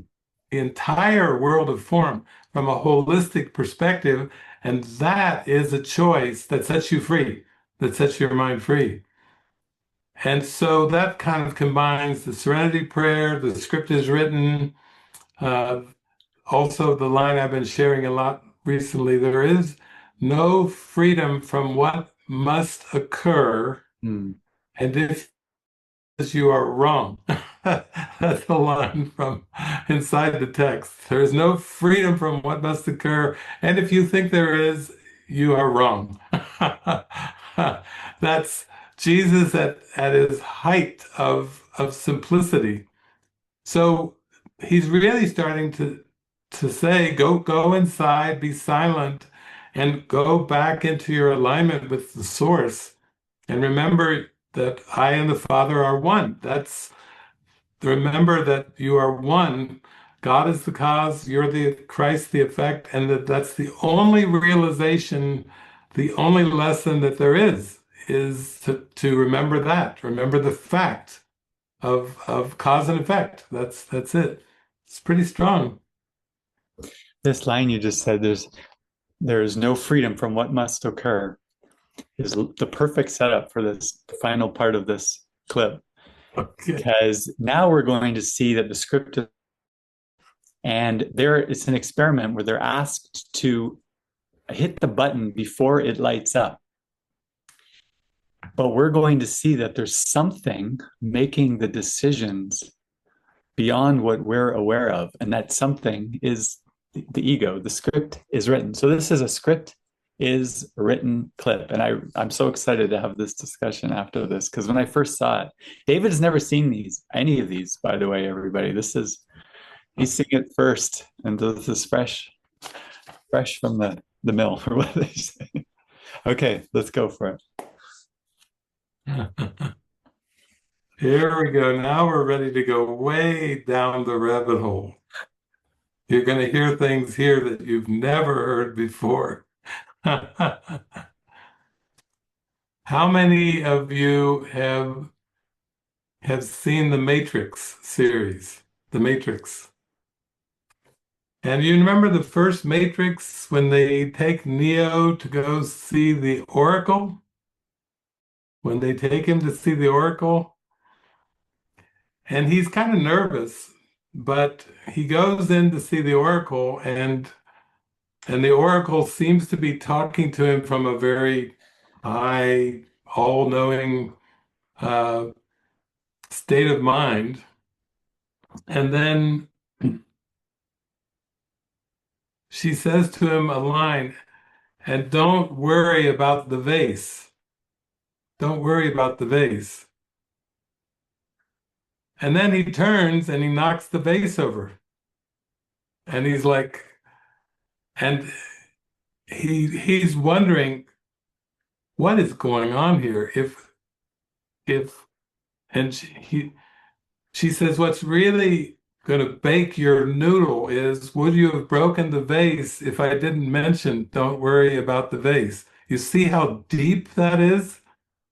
Would you, it's going to bake your noodle, because the experiment is showing is there's something in the mind that's choosing subconsciously, even before the conscious mind of the person is making the choice. And this is what Jesus is saying is like, yeah, you are at the mercy. You are like The body is like a puppet or a robot, completely at the mercy of the subconscious mind.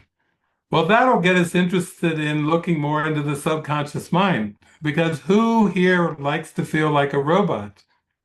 Who here likes to feel like all your decisions in the world are predetermined by your unconscious mind? So I remember I was reading the Course one time, and Jesus mentioned the word a decision, and that's what this clip is really asking us to do. Let's investigate together. Let's all be Krishnamurti. Let's explore together. Let's explore decision. And Jesus says in the Course, a decision is a conclusion based on everything that you believe. Oh, that's fascinating. That one sentence is like mind-opening. A decision is a conclusion based on everything that you believe. I heard recently, within the last few years, that the majority of scientists who are pondering what is this cosmos, what is this world, uh, did it come about from a big bang, or what exactly is this world? And the majority of scientists are concluding that this world is a simulation.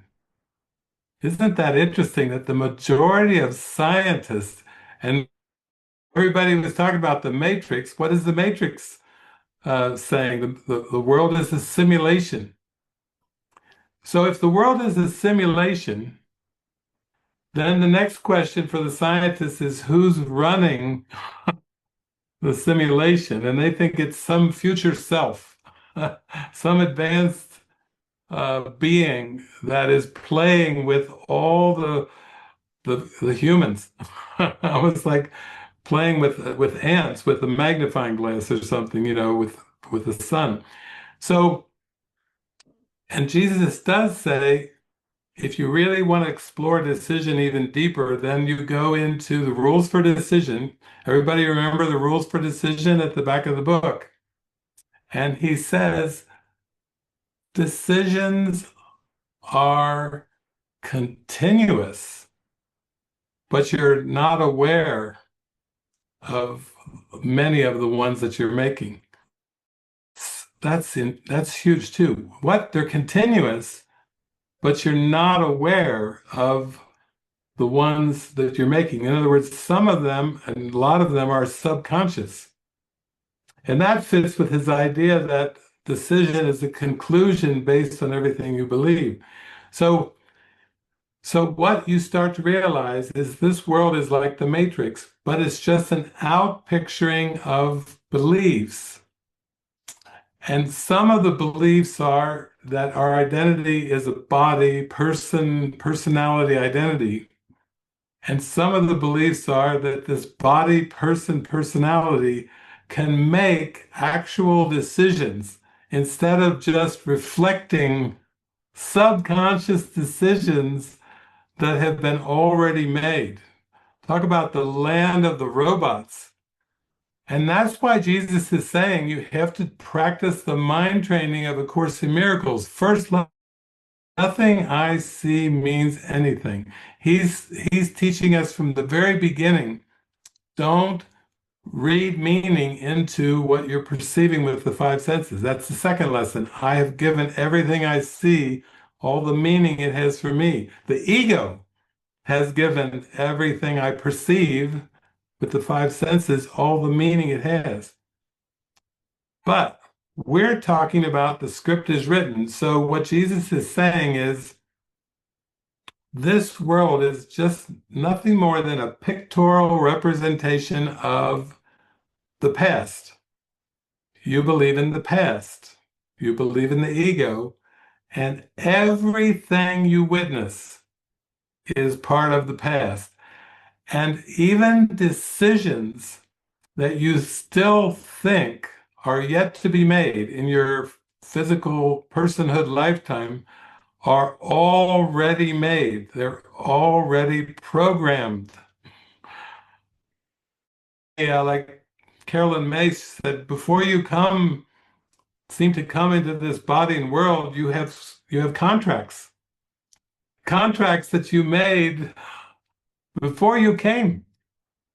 Everything that you thought you'd be, a man or a woman, a husband, a wife, a boyfriend, a girlfriend, this profession or that profession, is all beliefs. It's a belief system. And God did not create that belief system, because God is spirit, and God creates in spirit, and God creates Christ. So then you see why people go to psychics. Many times people go to psychics because they want to know the future. But Jesus is saying the future is the past. And the psychics are just reading the past. They're like reading your Akashic record of what will happen in the script.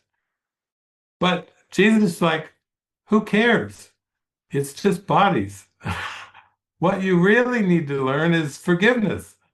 That's why the course is basically just teaching forgiveness, which is simply seeing that you're the dreamer of the dream, and you need not pick and choose among the forms. You can actually be the witness self. You can be the dreamer of the dream and see how powerful that is, that you are dreaming it, and you're back into mind, into causation. You're not trying to pick which one's better, because the trick of this world is trying to decide the better or the worse in terms of the form. And Jesus is saying, they're all the same. You have one real alternative that will lead to heights of happiness, and that's the only lesson to learn, is forgiveness. You don't even have multiple lessons. Isn't that wonderful? Just one lesson. But that's that you're dreaming, and you're aware that you're dreaming. You're not at the mercy of the dream.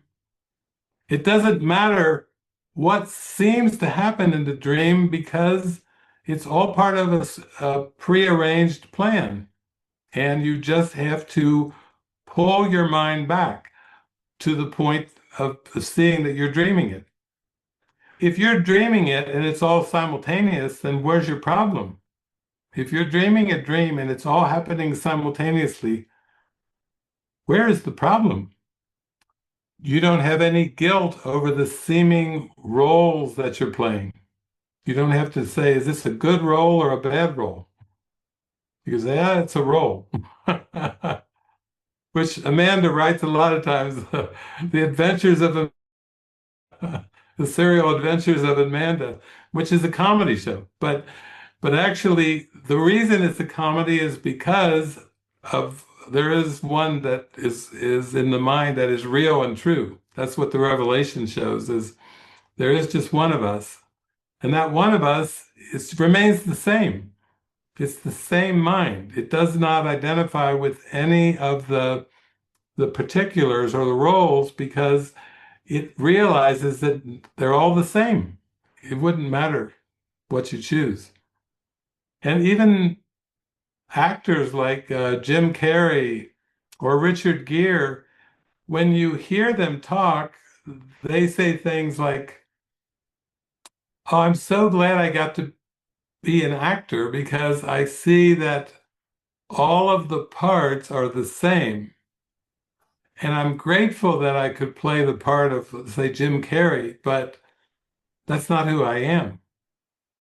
And so Jason mentioned last night, he goes to an award show and they go, tell us about what are your next movies, what everything. He says, yeah, none of this is important. None of this means anything, he says to the interviewer who's asking about his latest movie, because that's a state of mind. That's a state of mind. That's like lesson number one. Nothing I see means anything. So that's why Jesus says to learn this course requires willingness to question every value that you hold. and not one can be kept hidden, subconscious, or it will obscure your learning. It's the same thing that Buddha taught. It's the same thing that all the saints and mystics, Ramana Maharshi, all the mystics said, empty your mind of the contents of consciousness. And what's left is the truth of who you are. But if we start to get fascinated with the consciousness, better or worse, how am I doing?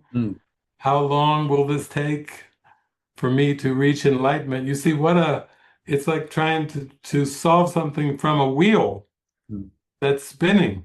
And there is no realization, there is no recognition on the wheel. You have to step off the wheel, step back. So it's a deep topic, but that's a beautiful clip for starting to realize that that's why multiple choices are confusing. It's because Jesus says you have but one choice to make, and that's between your right mind and your wrong mind. Right mind is atonement, end of game, end of story. Wrong mind is choice between stories. And none of them are true. It's really profound. This is really profound. Yeah, I love the puppet when he says, "Are we just a puppet?" And if you combine that with the jelly, well, yes, but which strings, like you always say, are we meant to be on? Controlled by the spirit or this unconscious that's like the script or whatever? So Yeah, some of you know that I used to say for many years, I said, well, if you're stranded on a desert island and you only have one choice of one movie to watch to get what forgiveness means, just pick Solaris, the movie Solaris. And in the movie Solaris, Chris Kelvin, one time, he wakes up from bed the scene, and there's a shadow figure of what looks like his friend Jabarian. And Chris Kelvin says, you're not Jabarian. You're a puppet. And then the figure says, and you're not?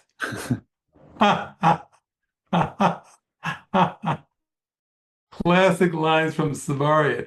You're a puppet. You're not Jabaria, and you're not. The puppet answers him, and you're not, which is really deep because we start to realize that we're beyond the dream characters, the shadow figures.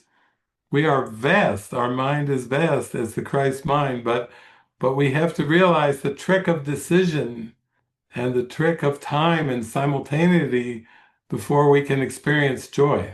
Yeah. okay. Well, what I'd like to do now is take this deep idea that there's no choice. We're off the strings, actually, completely, in truth, and apply it to this next clip. So we're all going to do an experiment here. So just remember, there's no choice, truly, and this is mind training now. How much believe that there's a choice in what this next experiment is going to present. And they're going to be pretty convincing that you have to choose between this or this. And every time you watch your mind go into that, just remember it's an opportunity to step off the screen. And if you have emotions or thoughts, then at the end of this, it's 18 minutes. At the end of this, we're going to read a little section of the course to help us carry forward keeping this message alive in our hearts. So, yeah. Well, it's kind of like you were talking about earlier, where with all the different medications and all the cause-effect decisions from being presented with your medical situation and the chemotherapy, and you just got to a point where it's like, this is impossible. It's like, we can't decide. And that's what Jesus is taking us to in forgiveness, is to a point where you realize you don't have to decide anything in form. Through an experience, through a state of mind experience where you see that nothing is what it seems, and that every single decision or interpretation, will say, that involved a sense of fear was involving a personal perspective, involving persons. In this case, do I say one person or five, or one family, one person with a family, or five persons with families? And you start to see that that's the complexity of the world that the ego set up, was to put the mind in a position where it would seem to make different choices according to preferences and beliefs. Who you're going to save, Um, I just went to see yesterday a comical movie with Keanu Reeves called Good Fortune. I think you've seen it, where there's like an angel, Keanu Reeves, with his tiny wings, and then there's, I think, Seth Rogen plays this guy who's very wealthy, and then there's an Indian man who's extremely poor, and the Indian man and Seth Rogen's character, they get switched around, but it basically is just showing the same thing that you were going through with the interferences of the medications, of what's best and what won't cause harm, or what will cause the least harm. These are the kind of things that are going through the mind, but it's a setup, because the world is a projection of our beliefs. And as long as we have conflicted self-concepts, conflicting beliefs in our mind about, number one, our identity, they all involve body identity, then we will perceive threat as being external in the world.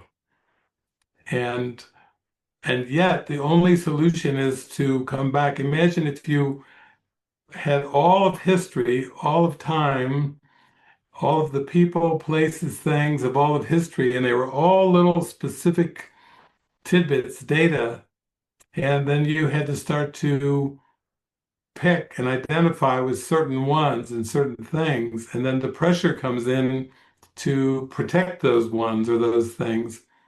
It all comes down to the misidentification with the body, and to the interpretation of the world from a personal perspective, which Jesus is teaching us is not valid. It's not a real perspective. Individuality, as we know it, which seems so important, seems to be. So you can imagine, for Jesus, it was like the mind goes back into wholeness, and then there's no difference between taking a walk by the lake on a sunny day, or a body hanging on a cross bleeding. They're all part of the tapestry, and it's the holistic view that doesn't identify or categorize or fragment the world, that is where the peace is found. So that's why I say it's a perceptual problem. It's to perceive the world in a fragmented way is the problem, because that's what the ego is. It's a fragmented perception, or a distorted. It's a distorted perception of the world, and forgiveness is a holistic perception of the world. But then you have to go. You're escaping cause and effect. You're escaping all the spurious cause effect, false relationships made of everything. And then you start to see that it's all the same. That's where the decision is. It's very, very deep, but then in the end, it's more like you felt, where you felt like you had to surrender, like you felt there's a huge surrender where I don't have to decide something here. I don't have to make a personal decision. And then that seems to be the release point, the gateway, of what the lesson is, what the real lesson is. Makes it so simple. One person, five person, apple, lemon. They're all release points, properly perceived. Yeah, I mean, if you wanted to break it down, you could think of like a major political election, like a presidential election of a country, where the whole country is voting on from a few candidates on who's going to be elected the president. Election is decision, what it means to vote. It's a decision. But what if the only election, the only decision that you could make in a helpful way is to see the whole world with the Holy Spirit in a unified, holistic way, like from a place of just pure unified awareness. That's one choice. And then the fragmented perception where you have to choose between the pieces and the parts, that's the other choice. And that's what Jesus means in the workbook when he says, nothing exists in and of itself. So a phone does not exist in and of itself, you know. A phone stand does not exist in and of itself. A speaker does not exist in and of itself. A marker does not exist in and of itself. A person does not exist. What if it's all like a tapestry, like, and all the threads of the quilt are all the same? They actually are just, these are false distinctions about texture or color or length or the feel of the all the meaning that was read into the tapestry is false. And then just seeing that tapestry as a whole is the forgiven world. Mm. So it shows you how fundamental it is, because everyone thinks of free will as choice, but in this world they think of choice between objects and people and places and things.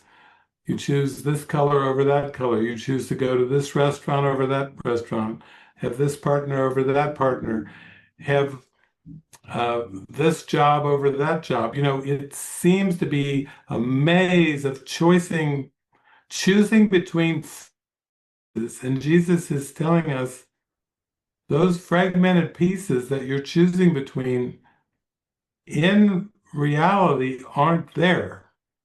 You have an illusion of a choice.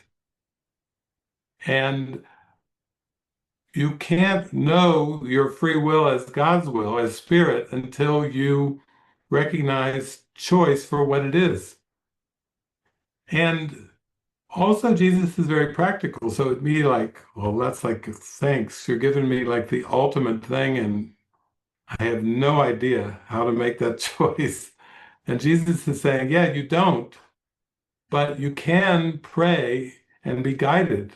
And every time you follow that inner guidance, which you're in an alignment, you feel less like the doer, you feel less like the person, you feel more like the mind, the expansive mind. Every guidance that you follow, with every alignment that you have, that's a miracle. And in the end, the atonement is the first miracle, the last miracle, and all the miracles in between. It's just saying it's the last unanswered question, do I want to see what I denied because it is the truth? That's the last unanswered question. Do I want to see what I denied because it is the truth? And in the end, that spiritual vision was what was denied. And that spiritual vision is the truth. So it's very deep, but it's like you talked about the word surrender. We're just here to pray and lean into and surrender into that. Keep saying, not my will, but thine, until we surrender so completely that it's thy will is mine. That we have the same will, but that's where the free will comes in. It's in spirit. There is no free will in a projected world of illusions. That's the truth. It's not seen as simultaneous. It's like, hypothetically, if this happened, then I would do that. Or if that happened, then I would do this. And it applies to everything without exception. So in the end, one of my all-time favorite teaching movies was called Being There. And the main character is Chauncey Gardner. And Eve finally turns to him, and she's trying to figure him out. because he's always turning on TV sets and everything. And finally he says, Eve, I like to watch. And that's the simplicity of it. We have to get to the point where we want to watch with the Holy Spirit, and that's to be the dreamer of the dream. To be able to watch, seeking to change the form, just choose that interpretation, that unified awareness. Feels so deep. Yeah. It is really deep. It is really deep. Yeah, and I hope everybody's feeling that with us. And if you did have a bit of a challenge with that, I just wanted to read and maybe end this section with something called from 136, which actually is sickness is a defense against the truth. That was the other lesson I used a lot. But we just read from there about your plan requires you must forget you made a decision to escape a threat. And here, who but evaluates a threat, decides escape is necessary, and sets up a series of defenses to reduce this threat that has been judged as real. All this cannot be consciously, but afterwards your plan requires that you must forget you made it, so it seems to be external to your own intent. A happening beyond your state of mind, an outcome with a real effect on you, instead of one affected by yourself. It is this quick forgetting of the part you play in making your reality that makes defenses seem to be beyond your own control. But what you have forgot can be remembered, given willingness to reconsider the decision, which is doubly shielded by oblivion.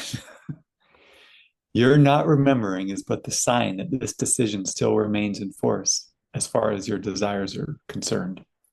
Mistake not this for fact. Defenses must make facts unrecognizable. They aim at doing this, and it is this they do. I think that's it. I mean, basically, we have the choice to believe that we're a person and that there's an external world outside of our mind and outside of our personhood. And out of this external world, we'll say there's 8.4 billion human beings. Each one, we believe, has a mind of their own decision-making capability, and that life, human life, is part of being a live person. And the thing that comes in is when you've done this, then you've stepped off into Shadowland, and then you forget that the characters are just acting out thoughts in your mind. So instead of looking at somebody and going, wow, that's weird, they're behaving very strangely, it's more like they're behaving as I told them to behave. It's like it's the land, the valley of the dolls, it's the land of the robots, but everybody's acting out thoughts. And Krishnamurti used to talk about thought is the problem. Everybody's acting out these ego thoughts, and the only way you find peace is to let go of the beliefs, the judgments, the preferences, the criteria that are going on in the mind. Because the world, it's like a Martian or somebody from we'll say Saturn or another planet comes down and they land and you say, well, welcome to planet Earth. We've got a ceasefire struggle going on in Gaza. We've got a war going on in Ukraine. We have economic warfare between countries and competition. We've got political strife. We got geopolitical people in families, countries, communities that hate each other. And in fact, we've got psychic problems too. Just in the mind, there's all these psychic problems. And then the visitor from the other planet's like shaking his head.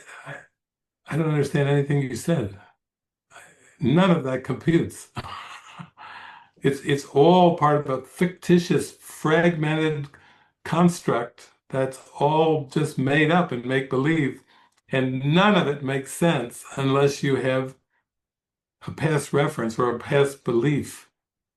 So that's why, he's taking us into this state of mind where I need to do nothing. I do not understand anything I see, and everything is good ultimately in spirit, but it's like totally letting go. Today I will judge nothing that occurs. Start to see the absolute impossibility of categorizing, the absolute impossibility of conceptualizing, the impossibility of intellectualizing. It's like what would seem to be complete ignorance and being an idiot is actually forgiveness. So you have to score a 10 on the idiot meter before you can be clueless, carefree, and happy. And so if somebody asks you something, if you truly can feel it, you can just say, I don't know. And if they press you, you say, like Hogan's Heroes, Clink, I know nothing. Klink used to always, the big German soldier, they would always press him, I know nothing. It was really teaching the Course in Miracles with his heroes. Beautiful. Yeah, thank you.